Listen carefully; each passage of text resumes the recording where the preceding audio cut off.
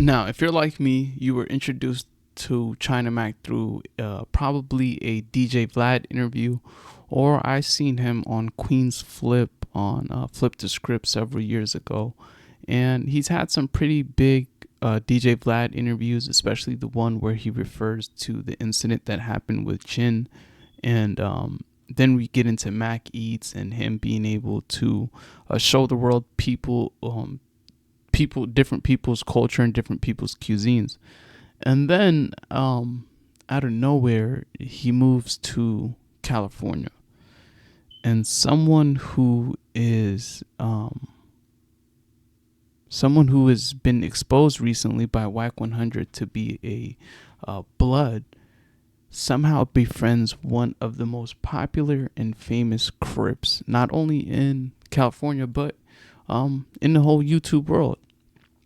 And during his time in LA, he got into some things. Rest in peace to S-Bone. S-Bone actually posted my video of China Mac and I going back and forth.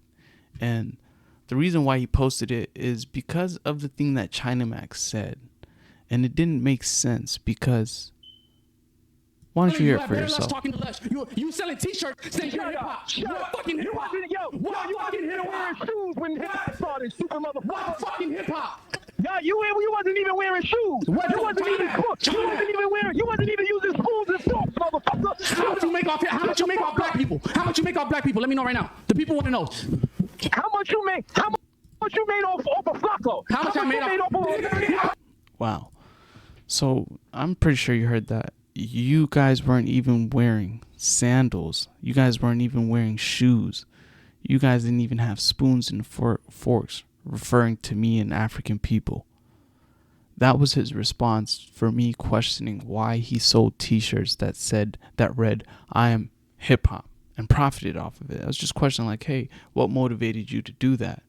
And so then that's when I was, something rubbed me the wrong way about him. I knew something wasn't all the way right about him at the time. And he's good friends with ODM Slim, and I rock with ODM Slim. He's obviously I told the story about him offering me a place to sleep some nights when he's out with his girl at different apartments. He's like, hey man, this apartment over here open, if you want, you can bust down your shower, knock out, throw the key over here by the whoop whoop whoop. So, but at the same time, it's like, where does that even come from? Where is your mind going for you to speak about poverty and famine when you're being asked about hip hop? It just shows your intentions about something. And just off a Google search, you go to him and then some pops up. It says proud to be Asian. And that's dope. It's dope to be proud of who you are. But in the same breath, you're speaking down on the African race for being poor and not having shoes and not affording spoons and forks. Just crazy. And then somebody sent me something like, hey man, I seen when you was arguing with China Mac, did you see when Wack100 posted this clip about him? Shoot away, bucka, worth a little fame. You don't know me if you thinking this shit is rap, blood. You can say what you want, disrespect to get you clapped, blood. So watch them now for shit get hectic.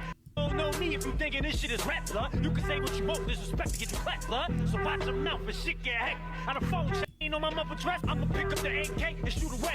Bucka, worth a little fame. You don't know me if you thinking this shit is rap, blood. You can say what you want, disrespect to get you clapped, blood. That's just, he was just saying that in a song, MJ. That has nothing to do with. So explain this.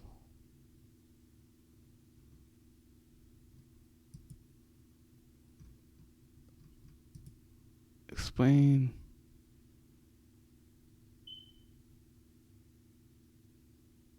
All red in the back. Okay. Now, I'm no gangster. Far from it, right? But explain to me, for someone who went crazy on Troy Ave, went crazy on 6ix9ine, on standing on principles and whatnot.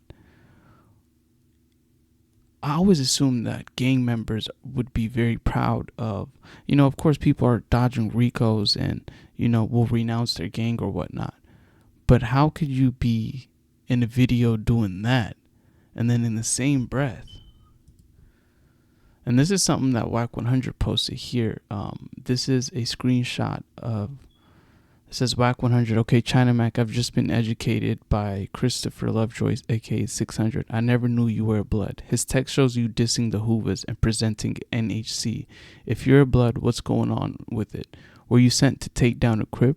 Inquiring minds want to know. Did you record the call about me and No Jumper so Crip Mac could respond and twist himself? They used that call at his bail hearing to deny him. Interesting. Now, Wack100 is a man of many different takes and ideas and statements, so you take it with a grain of salt as you will, but at the end of the day, that's a solid point. Now, if you're in this video like we just showed here, and your red flags all over the place, and you're referring to blood in your music, and then you come and befriend one of the biggest Crips, as in the 55th Street General, on 5, you know what I mean? Shout out to Crip Mac himself, man. Free him. Check out my interview with him on my channel if you get a chance.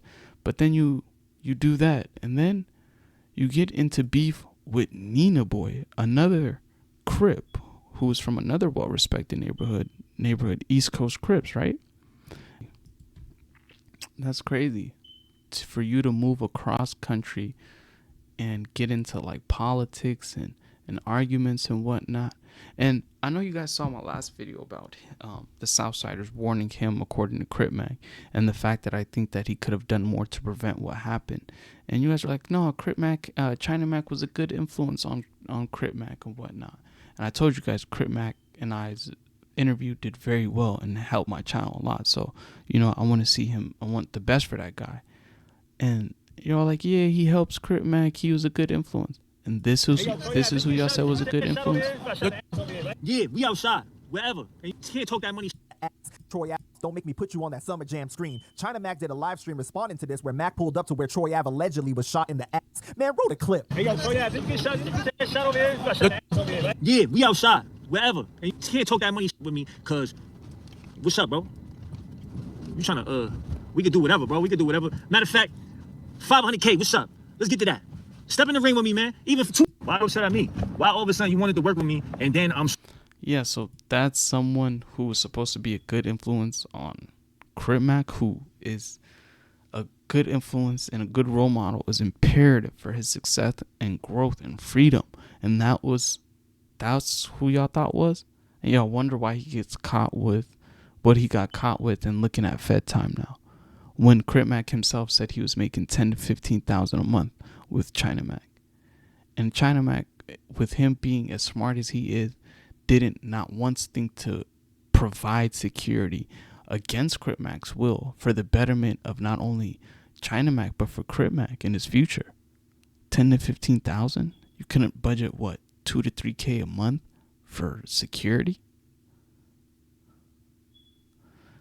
Yeah, man, but what do y'all think about him and his background and what Wack100 said? Inquiring minds want to know.